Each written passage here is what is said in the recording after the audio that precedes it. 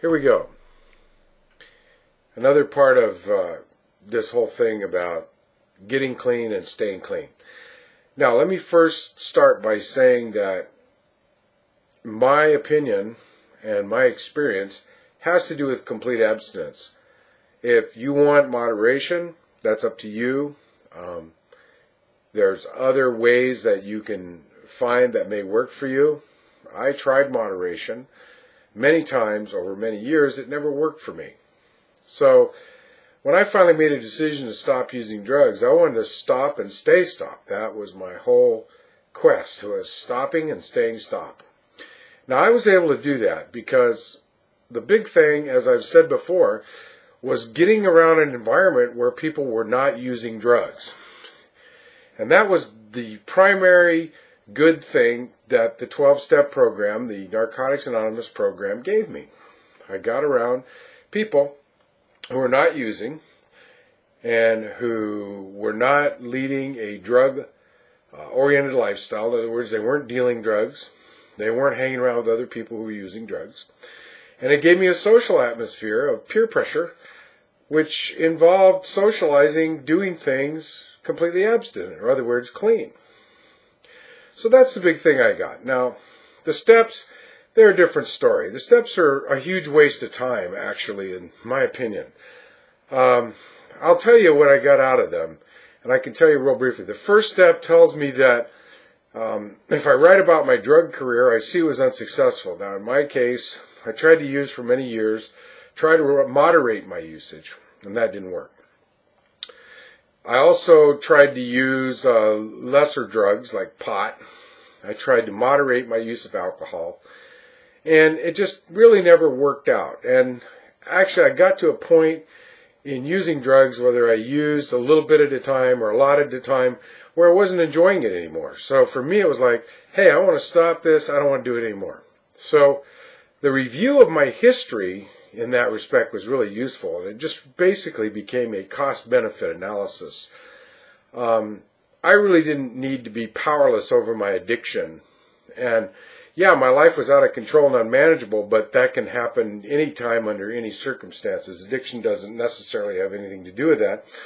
And what I learned is I can regain power in my life. I can become empowered.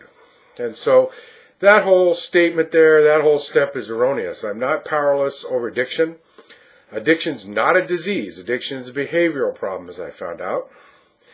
And boy, did that change everything. And when I got honest with myself, there was a useful thing that I learned was self-honesty. And of course, I had been all along, so that really wasn't something I need to learn. And when I surrendered to the fact that, hey, this stuff's not working, and when I went with my gut feeling and my fondest desire, which was I wanted to learn how to get clean and stay clean, I did just that.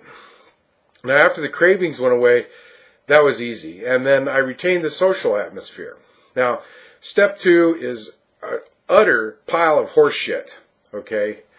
I never came to believe that a power greater than my addiction, other than my own power of will, which kind of nullifies that whole erroneous concept about addiction. My power of will was greater than my addiction, as it turned out. So the whole step, we came to believe a power greater than ourselves could restore us to sanity. It wasn't a power greater than myself. It was a power that was great within myself. That there was really no insanity. I'm, in taking tests along those lines today, I find out I'm a normal person. My MMPI from the very first day that I tried to get clean was normal. So I really didn't qualify for a lot of this stuff that other people go through, although I used drugs very habitually, very compulsively. I had physical addiction from time to time. So really, there's no disease involved here, and I wasn't truly insane by DSM standards. Now, DSM, that's a whole different story. It's a bunch of horse shit, in my opinion, as well, along with the whole mental illness facade. Okay, step 3, once again, I don't need to turn my will and my life over to a non-existent entity. There's nothing out there except other people that care about me, and really what's greater than that for any individual, in my experience, is how much I care about myself. Now, I did learn from other people how to care more and more about myself and how to take better care of myself, which I had learned to do over the years anyway. So once I returned to doing that, there was no need for any of this God stuff. I never really believed in God after I'd been a Christian since the age of 18, and then as time went on and I learned about that religion and what a myth it is and how false it is, I began to see that really the gods were created by man, that all gods were created by man, and that religion was no different. So, in being an atheist on a practical level, I don't worry about those kind of things anymore. I don't need spirituality or religion to help me stay abstinent. In fact, it works to the detriment. I really don't like those things, and so I don't use them in my program of abstinence, okay? Okay. The fourth step is good. You have to know what your moral conscience is. It's a real good idea, I think, for any person. You don't have to use this step, is to define your moral conscience. Define what your values and beliefs are. And then look at how they are working in your life. And that's the integrity, okay, is, I have these values and beliefs. How practical are they? How well are they working in my life? If they're not working in my life and they're impractical, get rid of them. Change them, okay? If I've done things that are illegal and it's caused me to go to jail, pay huge sums of money to the government, things of that nature, well, it's common sense that I need to straighten those things out and do things, according to the law of the land, and consequently with my relationships with other people. If I treat other people well and treat myself well, my life seems to go really good. So I don't need this big complex confession of my rights and wrongs, and I don't need a God. I don't need really another human being is kind of nice, and I found that you can get that on a street corner. So I really don't need that. Okay? Sixth step, total bullshit, utter bullshit, unneeded. I don't have a defective character. I can reconstruct my identity, my character anytime I want. I could change that to suit my purpose. So that's utter bullshit. No faith is needed. None of that stuff. Seventh step, same thing. If I do want to change, though, I can do all kinds of belief change. I can do state change. I can do a lot of really great work that doesn't entail all this religious nonsense that you find in 12 steps. And also process therapy. That, to me, is all bullshit as well.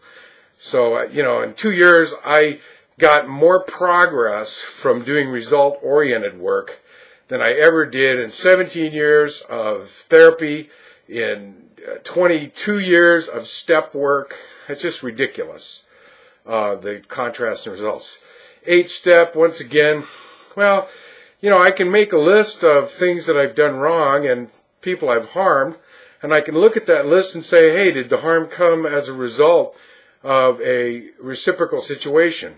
If it did, well, I can choose to make it right or not.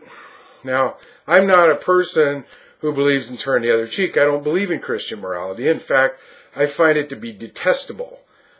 So really, that doesn't fit me. I'm of a more Luciferian consciousness and a more Luciferian ethical bent.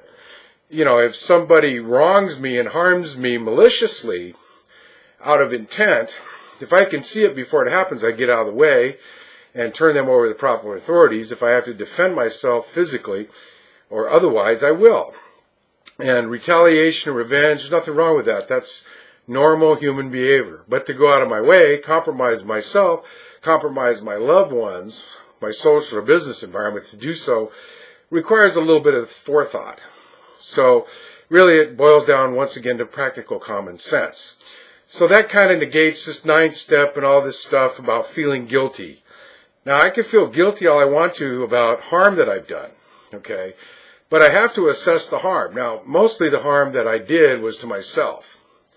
So that's a process of making things better for myself, living a healthier life, treating myself well and treating people around me that I love well, getting away from people who are abusive, who don't treat me well. Okay, so basically I knew all these things before I came to steps. 10th step, well, there's a good thing there, which is like measuring daily progress, making sure that I stay within my ethical boundaries and that I'm respecting my values and beliefs. 11th step, meditation's real important, but all the other religious nonsense isn't. A 12th step, well, that's common sense to practice your values and beliefs in the outside world. I know lots and lots of people not in the program, even people who use drugs and drink alcohol, which is a drug, who do that as well. So all this stuff is basically nonsense. The common sense stuff in the steps you learn grade school, at least a good grade school. Anyhow, there you go. Steps, really unnecessary. It's a good way to pause and, take some time for things like addictive behaviors and thinking to go away. It does stop that thinking, but that can be stopped a lot easier and a lot more quickly than with 12 steps. Anyway, there you go. No need for steps, no need for God, no need for spirituality, no need for any of that nonsense. Anybody can do it. It's just a normal human thing to do this. So, if you're of that bent, take this to heart, make a decision, stop, get around people who don't use, and have some beliefs and values. Learn how to live your life.